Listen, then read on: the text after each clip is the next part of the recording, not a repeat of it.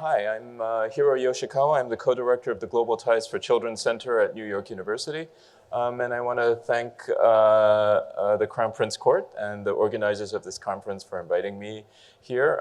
It's actually a very exciting time here in the UAE around this topic of early childhood development. Does anyone here know that the Early Childhood Development National Authority was established in July a few months ago? Anybody know that? So Abu Dhabi and the UAE are now moving towards the first comprehensive early childhood development strategy for the country. This, as you know, is really important because brain development occurs most quickly in the first years of life, and the brain is the most sensitive to environmental influence during the first years of life. So the roots of all of the global competencies that have been talked about today actually have their roots and their foundations in the prenatal to age 8 period. And I know that this is not a big topic at the conference, but I want to make sure that we cover what it means to establish an early childhood education system at national scale built on a workforce of teachers who are capable of fostering global competencies in the long run. So that's what I'm going to talk about today. I'm going to present examples from about 5 different countries, and hopefully we'll have some time for questions as well.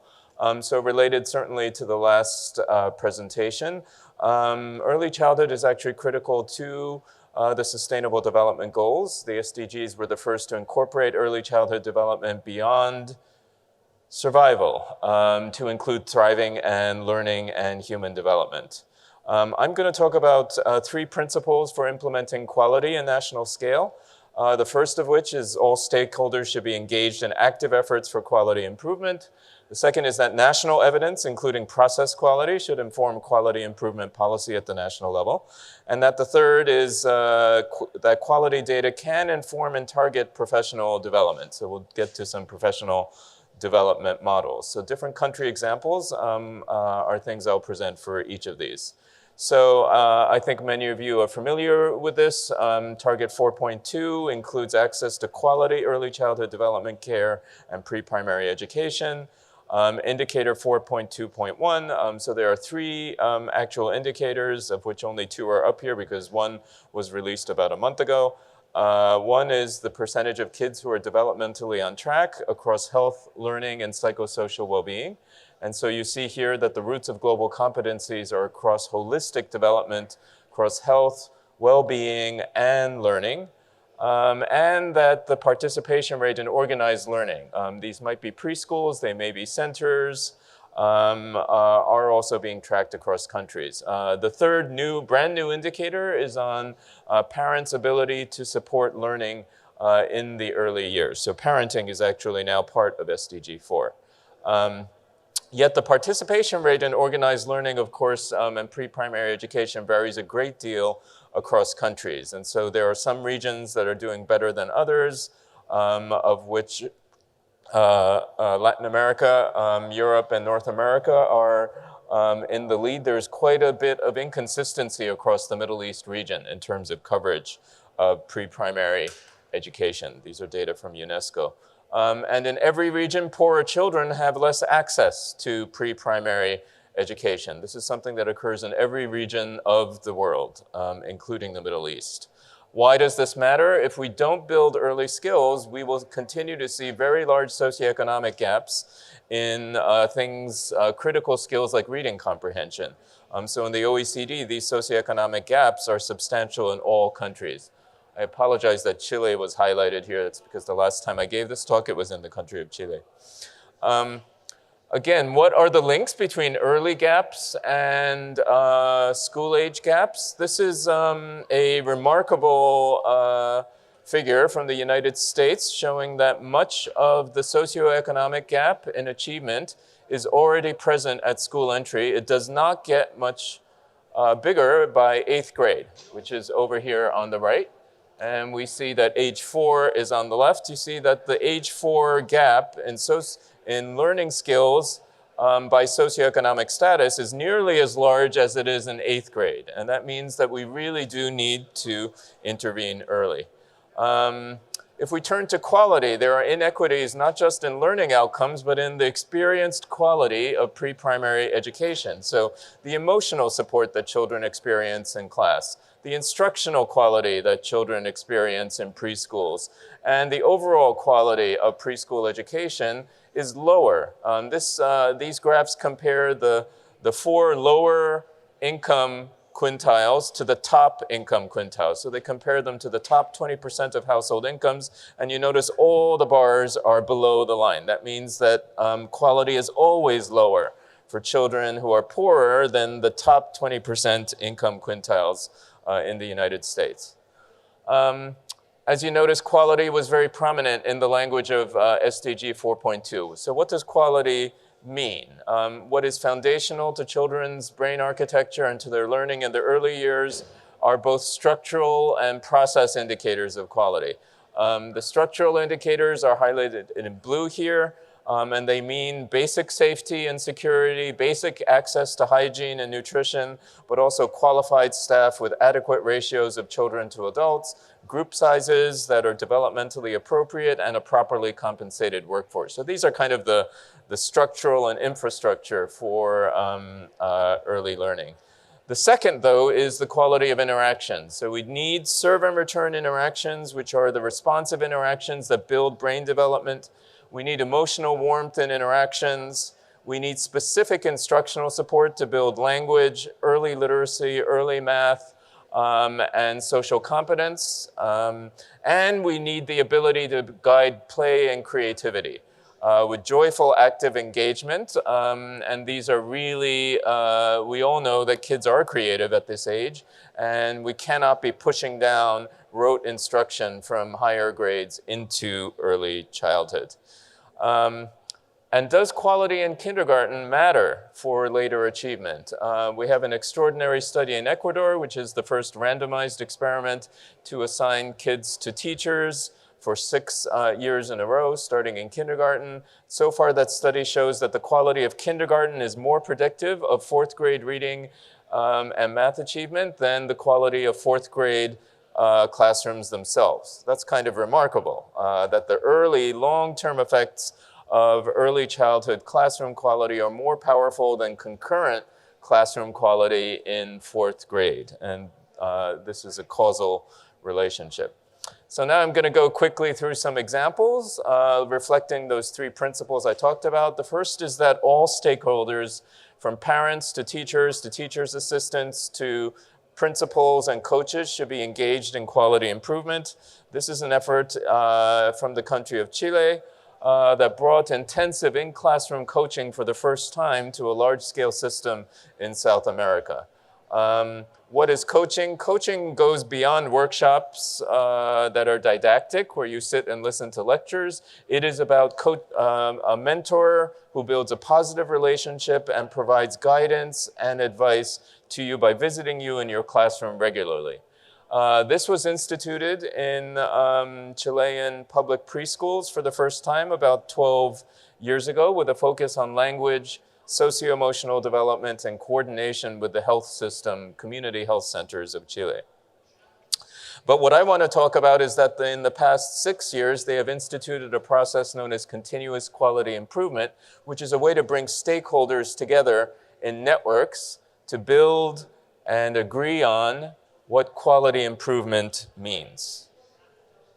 Continuous quality improvement as a system came from the auto industry. It was an innovation that was built in the Japanese auto industry, actually, in the 1960s and 70s, gradually spread across the corporate sector, and then starting in the 1980s and 90s, started being applied to large-scale healthcare systems, and then only really in the past 10 or 15 years to education systems. Our effort in Chile was the very first effort to apply continuous quality improvement methods to early childhood education. What does it do? It builds networks of stakeholders. So every 3 months, across a network of 25 to 30 schools, all the teachers, all the coaches, all the parents, and principals, as well as ministry staff, get together to decide, okay, what are our goals for quality improvement for the next 3 months? How are we going to measure them? And then how are we going to gather to kind of share strategies of what worked and what didn't work? What is remarkable about this approach is that it builds data, but data that is built by that group of stakeholders, not imposed from the ministry. And so indicators of quality are built out of these quality goals, and there are rapid cycle improvements. Throughout those 3 months, teachers, coaches, they gather data once a week or even daily to measure progress towards their quality goals. So many of you might have heard of rapid cycle improvements in education to build innovation. These are called plan, do, study, act cycles. You plan what your goal for quality is. You carry out a variety of efforts to build innovations, to build those efforts, to improve quality in a specific area. You measure it, and then you redo your planning. So just to give an example, one set of schools decided to introduce one new vocabulary word per day with rotating strategies into daily activities. And so they came up with 2 metrics to track the building of new vocabulary. How many children in the classroom were able to use that new vocabulary word without adult help versus with adult help? The goal of vocabulary teaching is for children to spontaneously use new words. And so they track that over time. And what you see is this is what teachers collected. Every day they counted the number of children who spontaneously used the new vocabulary word of the week versus needed adult help. And you see over time, the blue line is the proportion of kids in this classroom over 3 months who were able to use new vocabulary words without help. And the red line going down is the proportion of students who needed adult help to use that new vocabulary word. This was generated by a teacher, not by a researcher. And so this is an example of how teachers can be involved as stakeholders in quality improvement. With continuous quality improvement, there were observed increases in instructional quality in these public preschool classrooms. As you see, with the transition to CQI, the bar on the left is without continuous quality improvement, and as continuous quality improvement spread through the system, instructional quality improved. Impacts on early literacy skills increased over time, with increases in writing ability, in letter word identification, as well as most critically the red bar, comprehension of texts. So comprehension is a much wider skill than the letter word identification, and we see growth in that. We also saw growth in practically every area of socio-emotional development that was measured, and these include measures of executive function, lower behavior problems, higher attention, and higher impulse control. So we see that when all stakeholders come together for quality improvement, you can actually see improvements in multiple domains of children's learning. The second principle I'm going to talk about is that national evidence that includes the quality of what students actually experience in classrooms can inform quality improvement. The example here is the National Early Childhood Policy of Colombia, De Cero a Siempre, which is the most beautiful name for an early childhood policy, I think, in the world. It means from 0 to forever. This was part of a global effort to measure early learning and quality of Brookings, UNESCO, the World Bank, and UNICEF. And we built a process quality measure from all of the global efforts that have preceded it over the past 20 years. And then in every country, there was an adaptation of this measure to adapt to the national quality standards. So in Colombia, De Cero a Siempre had built national quality standards for early childhood education. And this measure, which involved a director survey, a teacher survey, a parent survey, but most importantly, a direct observation of classrooms, ended up being implemented nationally. So the Colombian Ministry of Education was interested in measuring quality for the very first time nationally in its public preschool system. And it took this global measure and it added an emphasis based on the Colombian cultural roots of its policy. The national activities of preschool education in Colombia include play, the arts, literature, and exploration. Those are the 4 activities that are the basis of its preschool program. And so the quality measure was adapted to place a greater emphasis on play and creativity. This went through a very careful piloting phase of first 30 centers, then 200 centers, and then a national sample of about 600 centers with about 4,000 kids. These are that's a map of Colombia, that's where the centers come from. The central aspect of quality in the classroom, if you recall, the red aspects of process quality includes whether the teacher interacts with each child in an individualized way, whether the teacher uses open-ended questions and provides regular feedback, whether the instruction is conveyed and connected to children's experiences outside of the classroom in communities, whether there's a variety of activities during the day, whether the teacher announces and explains transitions, whether children have the autonomy to choose activities, and whether the teacher can engage in effective behavior management in the classroom. These formed a nice scale with good reliability. These were observed in a 3-hour morning spent visiting a preschool classroom by a team of trained data collectors. So how does quality matter for learning? Do those kinds of teacher-child interactions actually foster children's early competencies? It turns out that they do.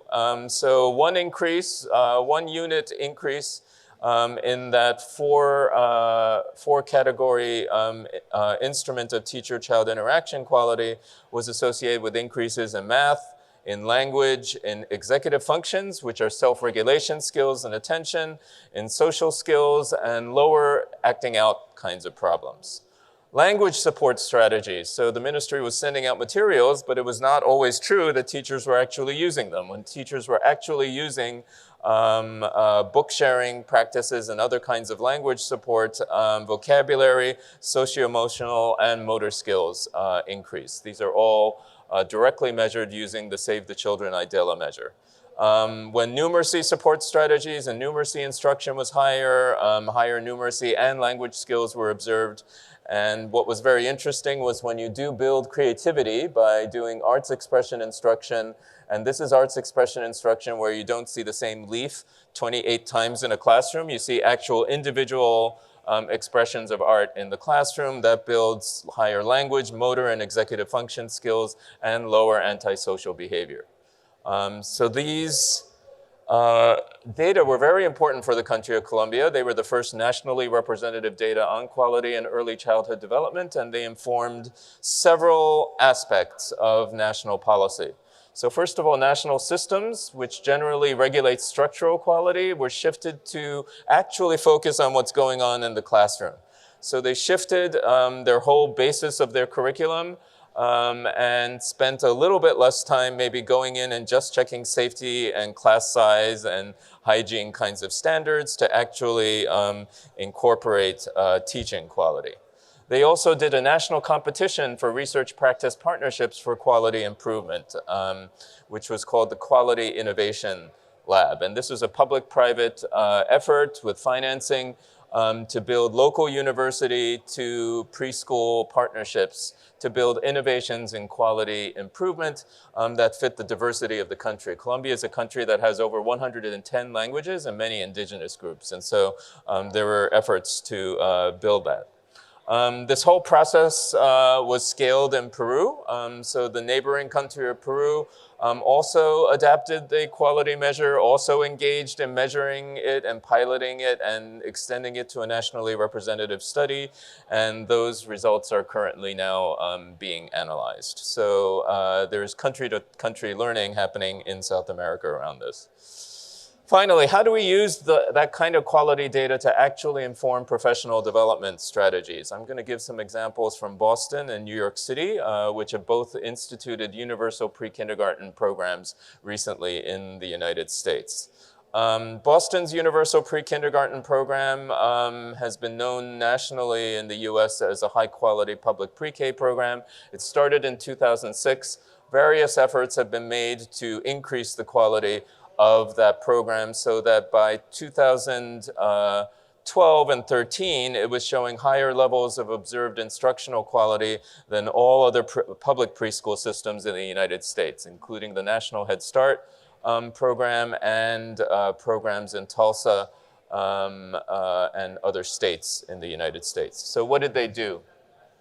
First of all, they did what Colombia and Peru did. They measured the observed quality of classroom instruction. And they did that every 2 years in a random sample of classrooms. Then they used evidence-based curricula. So they placed an emphasis on curricula that were play-based, but fostered language and math skills. And then they invested in coaching with coaches that ranged in ratio from 1 coach per 8 teachers to 1 coach per 12 teachers. This means that most teachers were able to get someone coming into their classroom every 2 weeks or so, built that relationship, got the feedback, and were able to improve the quality of their classrooms. They also created principal trainings, trainings for the paraprofessionals, and built a quality rubric that was linked to their curricula across the system. Those resulted in some of the largest increases, I don't have the graphs, but some of the largest increases in early language, literacy, numeracy, and executive function that have been observed in preschool, large-scale preschool evaluations in the United States. Some of you might know that the mayor of New York City, Mayor de Blasio, became mayor by putting at the very top of his campaign the expansion of preschool to all children in New York City. New York is a city, as you know, of about 8.5 million or 9 million people, and it's got about 70,000 children at the age of 4. Of whom really just over half had been enrolled in preschool at the point that he became mayor. Now the vast majority of them are enrolled, and that meant adding about 50,000 slots. And that's a lot of teachers. So that kind of is like thinking about how in the entire workforce of preschool teachers for the UAE, right? And so they were hired basically within a year with a full-day program, and some pretty good standards for class size and ratios. How does the New York City Department of Education monitor program quality? Again, they do monitor it regularly by observing quality of instruction in the classroom. And those data are used to inform the frequency of on-site support visits by instructional coaches and social workers. And sites with lower scores on observed quality have more frequency of coaching. So that's how they distribute limited resources for coaching across an entire system. These detailed reports based on observed quality are also shared back with sites, which include descriptions of what was observed that contributed to the scores, as well as suggestions for improvement. So to conclude, informing policy decisions for SDG 4.2, I believe really do need to start incorporating evidence on process quality. Worldwide, we have checklists where supervisors come in and look at the safety of classrooms, they check the number of kids, they check whether the teacher showed up. There's very little observation of what is actually going on in instruction. And so we now have evidence there are certain approaches that work. Continuous quality improvement, linking all stakeholders in the system to set goals for quality and develop innovations to achieve them can work. National monitoring on representative samples of centers can work. It actually works not just at the national level, but as you saw at the city level in places like Boston or New York City. and they might help shift national policies from structural quality to process quality. And quality measurement in each center can be used to guide the content and intensity of professional development support, but should really never be used to hire or fire teachers. This should not be high-stakes assessment of teachers in order to make hiring decisions. So I'm going to stop there and see if there's any questions or comments that come up. Thank you.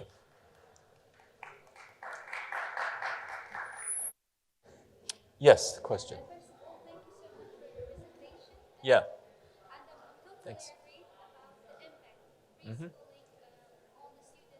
Success. But I'm wondering, as we know that the best education system in the world is the Finland, and the student start getting any kind of information in schools at age 7. So how can these two things work together? So there are cultural differences all around the world in terms of how preschools are run and also at what ages they occur, right? So, and I think the power of culture is very, very important. And so whether children have play-based opportunities in preschools is extremely important. And I think also things like class size also vary a great deal by culture, right? So I think the principles of how to build creativity and play are certainly universal, but the way that that works out in an education system is country specific. So I think I would say that we cannot take a cookie cutter approach worldwide and simply say that we have to reproduce, let's say, Finland's education system. Will it work equally well in Ecuador and Tanzania, Mauritius, and the UAE? No, I think we need to take principles from particular countries and then apply them for the local context. Yeah. Sure.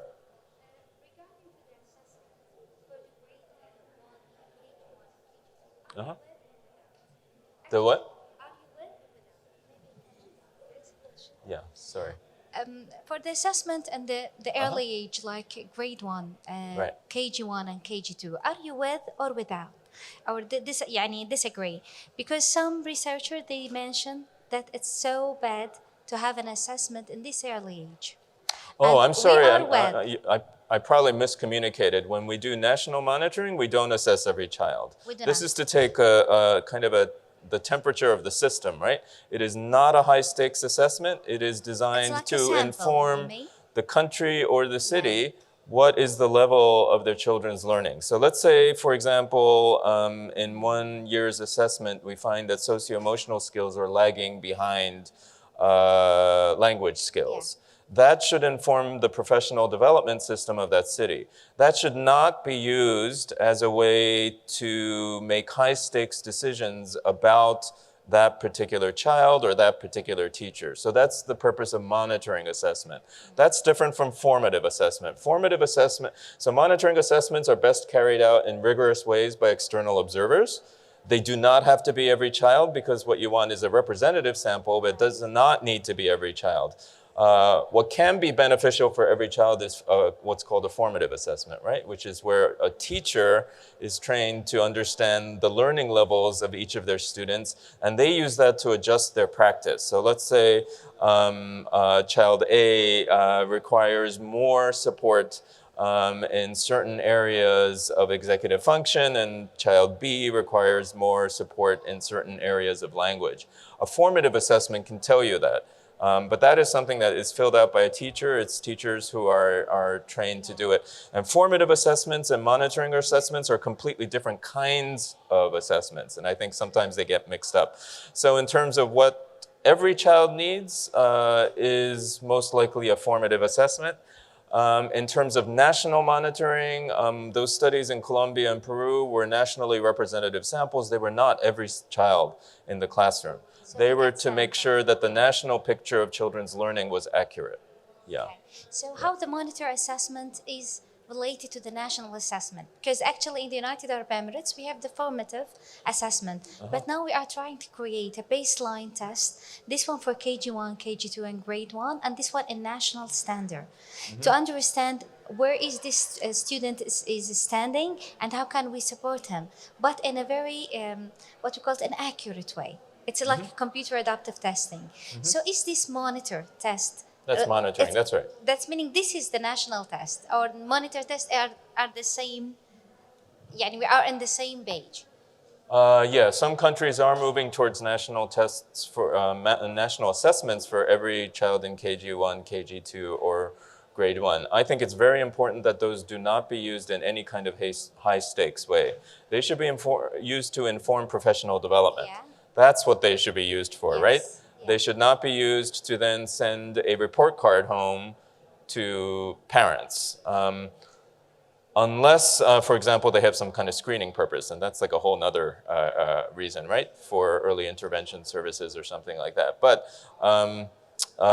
monitoring should be used to inform policy, but not individual level decisions and not the hiring or firing of teachers. So I think that's a I think I got the critical, idea. I yeah, got the idea. this Because notion of what high what we stakes are consequences thinking, are. sorry Yeah. for that, but what we are thinking about is that the student need or deserves to start in a very accurate way. That we know that his the weakness point is like this strength point is that. So when the teacher work with him, she know exactly where to work.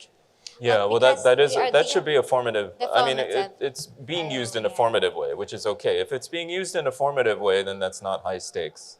So I think that's Gotcha. fine. Thank you so much. Yeah. Thank you. Thanks.